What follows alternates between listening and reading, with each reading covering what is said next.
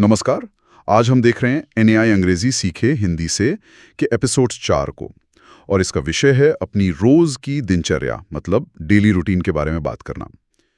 तो देखते हैं ये स्रोत कैसे सिखाता है हिंदी बोलने वालों को। हाँ, नमस्ते। ये विषय काफी मजेदार है क्योंकि रोज की बातें करना किसी भी भाषा को सीखने का पहला कदम होता है ना? और ये स्रोत, जैसा मैंने देखा, बहुत ही सरल वाक्यों से शुरू करता है। हाँ बिल्कुल, जैसे शुरुआत में ही कुछ सुबह के काम हैं। पहला है आई वेक अप एट 7 AM, यानी मैं सुबह 7 बजे उठता हूँ। फिर आई ब्रश माई टीथ, मैं अपने दांत ब्रश करता हूँ। और आई टेक अ बाथ, मैं नहाता हूँ। ये एकदम बुनियादी चीजें हैं जो हम रोज करते हैं। सही। तो यहाँ सिर्फ अनुवाद नहीं है, स्रोत की क्या रणनीति लग रही है आपको? देखिए, रणनीति साफ है, सरलता और प्रासंगिकता। मतलब सिंपल रखो और वो सिखाओ जो रोज काम आए। और व्याकरण देखें तो कर्ता क्रिया कर्म, यानी सब्जेक्ट वर्ब ऑब्जेक्ट, SVO, अंग्रेजी में यही चलता है। हिंदी बोलने वालों के लिए जिनका वाक्य क्रम अक्सर SOV होता है, ये एक सीधा पैटर्न है। हाँ, ये सीखने में आसान रहता होगा शुरू में। बिल्कुल।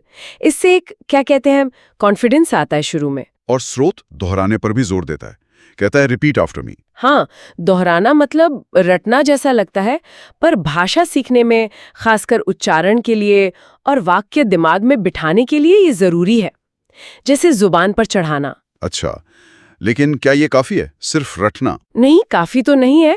असली काम तो तब शुरू होता है जब आप इन वाक्यों को समझकर खुद से नए वाक्य बनाना चाहें। पर ये स्रोत उस पहली सीढ़ी पर ध्यान दे रहा है, नींव बनाना। ठीक है। फिर स्रोत में दिन के और काम भी आते हैं, जैसे आई गो टू स्कूल, मैं स्कूल जाता हूँ। आई स्टडी इंग्लिश, मैं अंग्रेजी पढ़ता हूँ। और आई प्ले विथ फ्रेंड्स। हाँ, तो ये धीरे धीरे दायरे को बढ़ा रहा है। स्कूल, पढ़ाई, खेल, ये भी आम गतिविधियां हैं। और फिर समय भी जोड़ा है, जैसे I go to bed at 10 PM। रात 10 बजे सोता हूँ। संरचना अभी भी वही सरल है, SVO। सीखने वाले पर बोझ नहीं पड़ता, एक तरह से दिन की कहानी बन रही है। कहानी की तरह याद रखना आसान है। इसके बाद एक छोटी सी बातचीत का उदाहरण भी है। दो लोग बात कर रहे हैं। पहला पूछता है, what time do you wake up? आप कितने बजे उठते हैं? दूसरा जवाब देता है, आई वेक अप एट 6 AM, मैं सुबह 6 बजे उठता हूं। हाँ, ये अच्छा उदाहरण है। फिर पहला पूछता है, do you go to school? क्या आप स्कूल जाते हैं? और जवाब है, येस आई डू, हाँ मैं जाता हूं। तो ये सिर्फ वाक्य बोलना नहीं, बल्कि सवाल जवाब है। इसका क्या महत्व है? ये बहुत जरूरी कदम है। यहाँ दो चीजें सीखने को मिल रही हैं। एक तो सवाल पूछना व्हाट टाइम से, और दूसरा डू लगाकर हाँ नहीं वाले सवाल बनाना और उनका जवाब देना, डू यू और येस आई डू। अच्छा, तो जो सीखा है उसे असल बातचीत में, भले ही छोटे पैमाने पर, इस्तेमाल करना दिखाया गया है।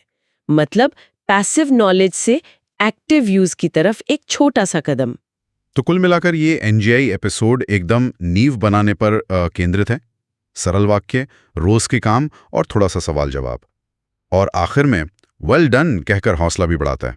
बिल्कुल, फोकस है कि जो सीखे वो तुरंत इस्तेमाल कर सके, कम से कम बहुत ही बुनियादी बातचीत में।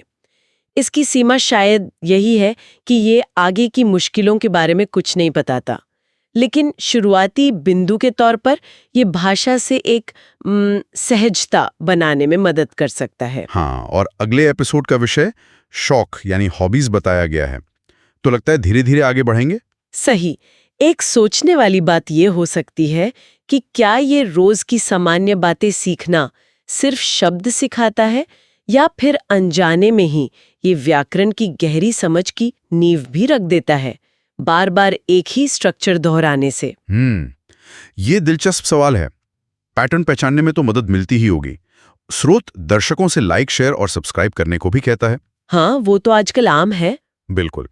तो इस विश्लेषण के लिए धन्यवाद। शुक्रिया। जल्दी मिलेंगे। सी यू सून।